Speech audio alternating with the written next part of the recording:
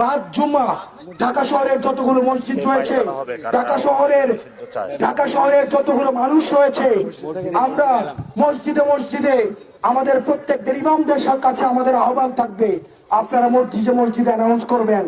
আপনারা ভুলে যাবেন না, আপনাদেরকে এই আওয়ামী লীগ দাড়ি টুপি টেনে টেনে মসজিদ থেকে বের করেছে।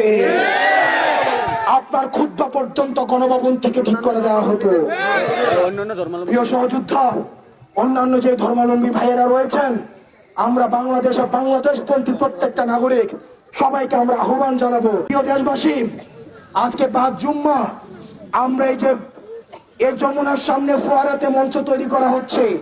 এই ফোয়ারার সামনে আমরা সর্বদলীয় নানা মত এবং নানা পথ, যারা ফেসিবাদ বিরোধী প্রতিটি রাজনৈতিক দল, ফেসিবাদ বিরোধী প্রতিটি রাজনৈতিক শক্তি, ফেসিবাদ বিরোধী সাংস্কৃতিক শক্তি, ফেসিবাদ বিরোধী যারা এই গত দীর্ঘ 1.5 দশকের বেশি সময় ধরে নির্যাতিত হয়েছে, নিপীড়িত হয়েছে, বিডিআর পরিবার, শাপলা হত্যাকাণ্ডের শিকার যে পরিবারগুলো রয়েছে, গুম খুনের শিকার যে ফ্যামিলিগুলো রয়েছে, আমরা সবাইকে সাথে নিয়ে আমরা আজকে এই ফোয়ারার সামনে থেকে এই হাসিনার এই রাজনৈতিক দলটিকে সন্ত্রাসী সংগঠন হিসেবে আপনি যখন ঘোষণা দিবেন, সেই জায়গা থেকে আমরা এই ঘোষণা নিয়ে ফোয়ারা থেকে আমরা বাসায় যাব।